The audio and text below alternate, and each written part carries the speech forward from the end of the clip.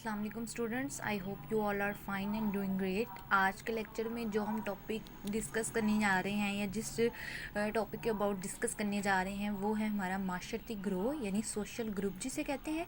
अब social group की आज के लेक्चर में हम लोग डेफिनेशन पढ़ेंगे और एक ग्रोह के क्या एलिमेंट्स होते हैं या क्या चीज़ें होती हैं जिनसे वो एक ग्रोह कहलाता है, ठीक है, यानी ग्रोह के लवाजमात पढ़ेंगे, ठीक है।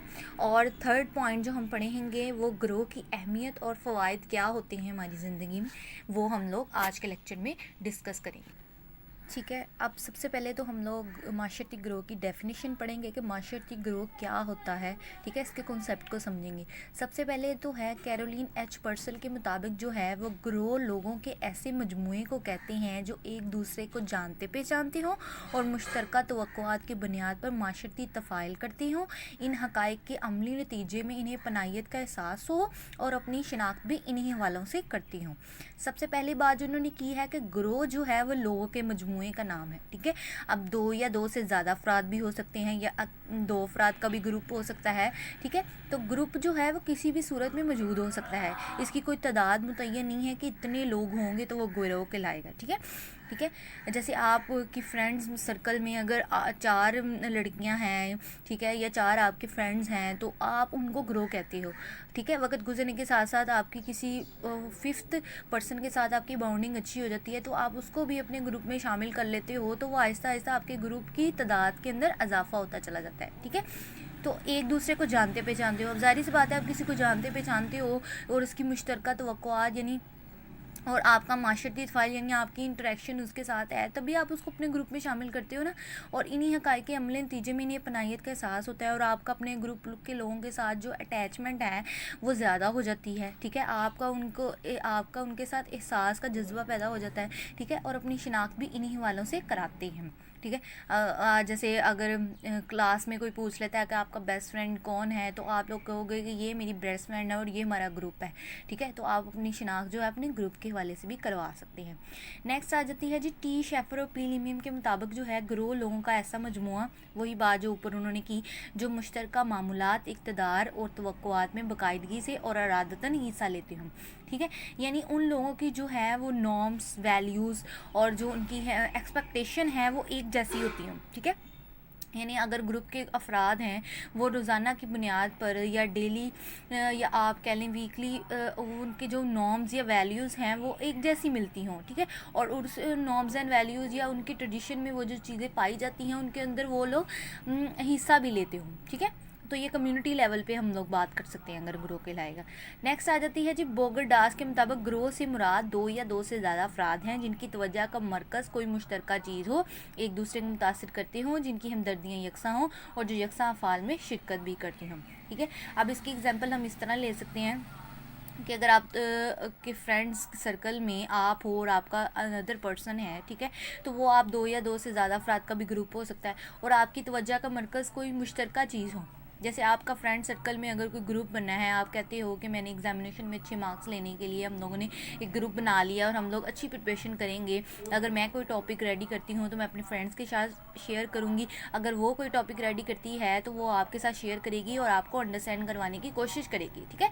तो उसकी हमदर्दियाँ जो है आपके साथ यकसा होंगी तो आप भी कोशिश करोगे कि आप भी अपना इनपुट जो है उसके अंदर ज़्यादा से ज़्यादा दे सको, ठीक है। नेक्स्ट आ जाता है जी F.E. मेरल के मुताबिक दो या दो से ज़्यादा अफराद जिनके दरमियान एक तवील अरसे तक बाहमी ताल्लुक़ कायम रहा हो और जो किसी मुश्तरका मकसद या वजीफ़े के तहत काम कर रहे हों।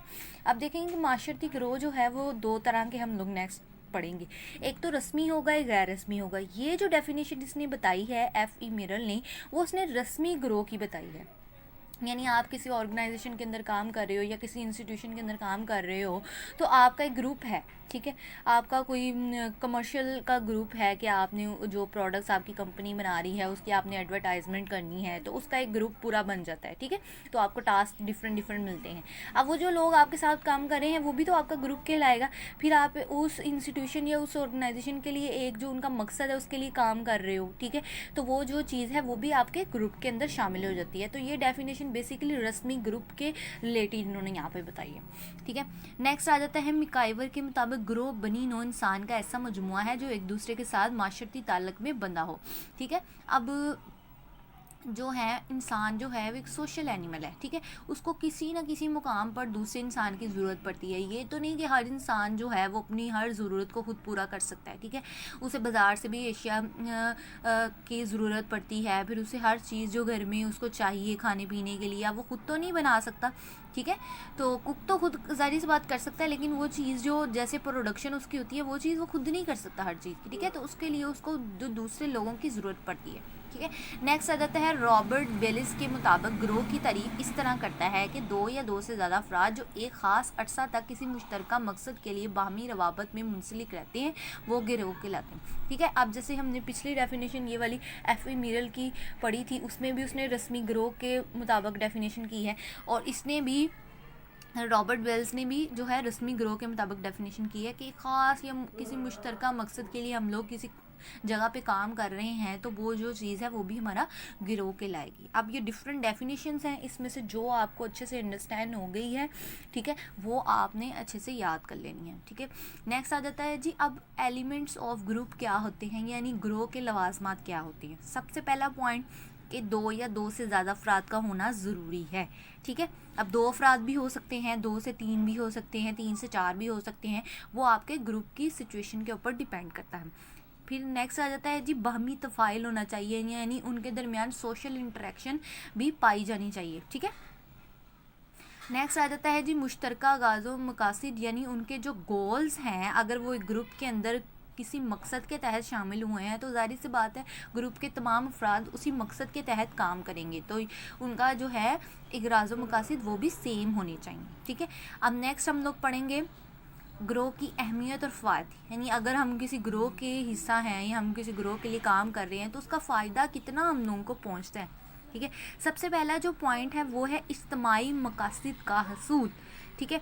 इज्तिमाई मतलब अचीवमेंट्स ऑफ कॉमन गोल्स, ठीक है। आपके जैसे वही ऊपर बात की कि आपके मुश्तरका गाज़ो मकासद होते हैं, अब उनको हासिल करने के लिए दो या दो से ज़्यादा जो लोग हैं वो एट अ टाइम काम कर रहे हैं, तो आप वो जो काम है उसको डिफरेंट पार्ट्स में डिवाइड कर देते हो कि अगर एक इंसान ये काम करेगा तो दूसरा इंसान उससे नेक्स्ट काम या उससे फर्दर जो उसकी प्रोसीजर है उसके ऊपर काम करना स्टार्ट कर देगा। जैसे यहाँ पे उन्होंने एग्जांपल्स दी हैं कि आपको मजहबी फ़राइज़ की अदायगी के लिए नमाज जुमा पढ़ाना है या मस्जिद ईदगाह बनाना है, तो इज्तिमाई मकासद, ठीक है। हम ईदगाह में आप लोग नमाज़ पढ़ने जाते हो, वो अकेला बंदा तो नहीं चला जाता, ठीक है, या दो से ज़्यादा बंदे तो नहीं चले जाते, वो एक ग्रुप की शक्ल में जो है वो लोग वहाँ पे मौजूद होते हैं, तभी वो आप मजहबी फरीज़ा जो है अदा कर सकते हो।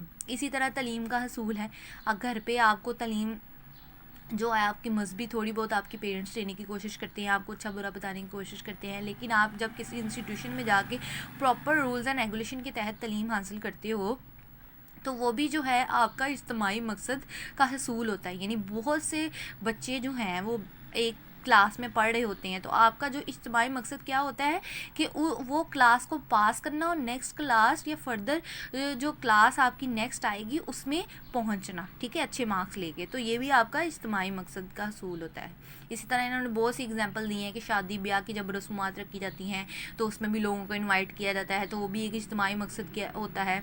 इसी तरह खुशी गमी और मर्द की रस्मात भी जो है वो इज्तिमाई मकसद का हसूल होता है, मतलब ऐसी चीज़ जिसके अंदर बहुत से लोगों की इन्वॉल्वमेंट शामिल होती है तभी वो चीज़ जो है मुमकिन हो पाती है। नेक्स्ट आ जाता है जी इनफरादी क़ुव्वत में इजाफा।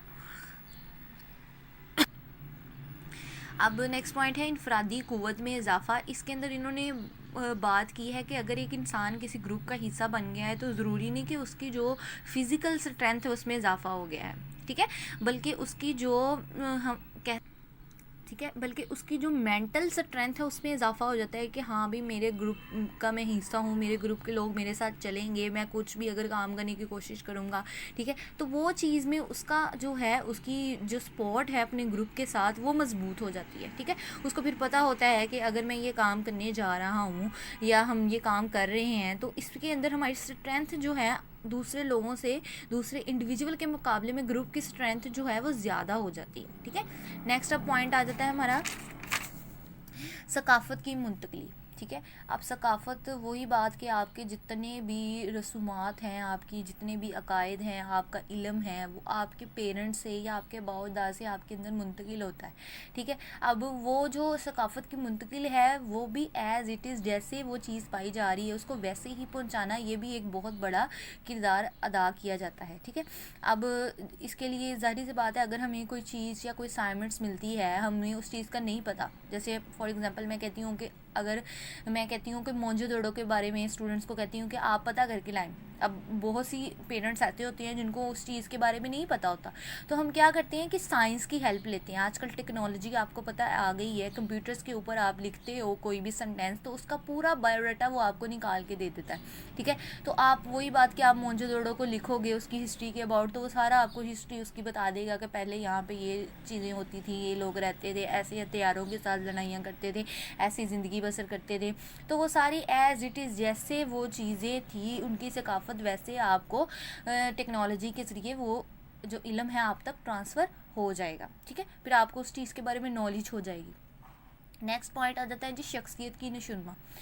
आप देखें कि कोई भी इंसान है, जैसे अगर हम बच्चे की बात करें, उसकी परवरिश की बात करें, तो वो जितनी भी चीज़ें हैं वो अपने इर्द गिर्द लोगों से सीखता है, अपने पेरेंट्स से सीखता है, वो कैसे बात कर रहे हैं या कैसे उनकी आदात व तवार है, वो उन चीज़ों से बहुत सी जो है ना उससे इन्फ्लुएंस होकर वो सी चीज़ें सीखता भी है। इसी तरह वो अपने सिबलिंग से बहुत ज़्यादा चीज़ें सीख लेगा, ठीक है। इसी तरह वो अगर किसी एजुकेशन इंस्टीट्यूशन में जाता है तो वहाँ से वो बहुत ज़्यादा चीज़ें अपने टीचर से या अपने जो उसके फ्रेंड्स हैं उनसे चीज़ें बहुत ज़्यादा पिकअप करना शुरू कर देगा। इसी तरह अगर उसका उसकी सोसाइटी के अंदर बहुत से बच्चों के साथ उसका आना जाना है तो वो उनसे भी बहुत सी चीज़ें जो है अडॉप्ट करना स्टार्ट कर देगा। तो इस तरह ही आहिस्ता आहिस्ता उसकी शख्सियत की नशुनमा होती जाएगी।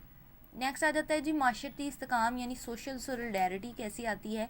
आप देखिए कि मुख्तलिफ ग्रोहों के लोग जो हैं, अब ज़रूरी नहीं होता, अब जैसे अब पाकिस्तान की बात करें, ठीक है, अब इसके अंदर मुख्तलिफ सकाफ़त के लोग पाए जा रहे हैं, ठीक है। लेकिन जब बात आती है कि पाकिस्तान के इस्तेकाम की तो सब लोग जो है वो एक पेज पे इकट्ठे हो जाते हैं, ठीक है। इसी तरह हम लोग अफवाज पाकिस्तान की यहाँ पे मिसाल दें तो अफवाज पाकिस्तान के अंदर अब ये तो नहीं होता कि वहाँ पे पंजाबी ही सारे भर्ती किए जाते हैं या वहाँ पे सिंधी ही सारे भर्ती किए जाते हैं। तो डिफरेंट सकाफ़तों या डिफरेंट जगह या डिफरेंट एरिया से लोग जो आके वहाँ पे अप्लाई करते हैं और उनका जैसे भी प्रोसीजर उसके तहत सेलेक्ट हो जाती हैं, तो वो सारे जो है उनकी तरजीहात के जो उनकी पहली तरजीह होती है वो उनका पेट्रियाटिज़म है, उनकी हुब्बुल वतनी है सबसे पहले, बाकी चीज़ें जो है उनकी बाद में है, ठीक है। तो सबसे पहले जो है उनके लिए अपनी पेट्रियाटिज़म यानी उनका अपना कंट्री है, ठीक है, बाद में दूसरी चीज़ें उनके लिए आती हैं। तो ये जो चीज़ है ये भी जो है ग्रुप की तश्कील करने में बहुत अहम किरदार अदा करती है, ठीक है। नेक्स्ट आ जाता है जी बुनियादी ख्वाहिशात। अब बुनियादी ख्वाहिशात क्या है इसके अंदर कि अगर आप अच्छा काम कर रहे हो ग्रुप के अंदर तो आपके अप्रिसिएशन करना भी लाजमी है दूसरे लोगों के लिए, ठीक है। इसी तरह अगर आप अपने पेरेंट्स के सामने या उनकी तवक्कुआत के ऊपर पूरा उतरते हो तो पेरेंट्स आपको अप्रिशिएट करते हैं, तो वो भी चीज़ जो है वो आपको आगे बढ़ने में बहुत ज़्यादा हेल्प करती है, ठीक है। लेकिन एक बहुत दायराकार के अंदर रहते हुए वो चीज़ करने की इजाज़त आपको दी जाती है, ठीक है। इसी तरह आप एजुकेशन इंस्टीट्यूशन में चले जाते हो, वहाँ पे आप अच्छी तालीम हासिल करके अच्छे मार्क्स लेके टीचर्स का नाम या उस इंस्टीट्यूशन का नाम रोशन करते हो, तो वो भी जो चीज़ है वो कल को आने वाले फ्यूचर में आपके काम आएगी, ठीक है। आई होप सो कि आज के लेक्चर में हमने जो पढ़ा है ग्रो के माशरती ग्रो होता क्या है, ठीक है, और माशरती ग्रो के लवाजमात क्या हैं और माशरती ग्रो की अहमियत यानी सोशल ग्रुप की अहमियत और फ़ायदे क्या हैं, इसकी हमारी ज़िंदगी में आपको अच्छे से अंडरस्टैंड हो गया होगा स्टूडेंट। ओके जी, अल्लाह हाफिज़।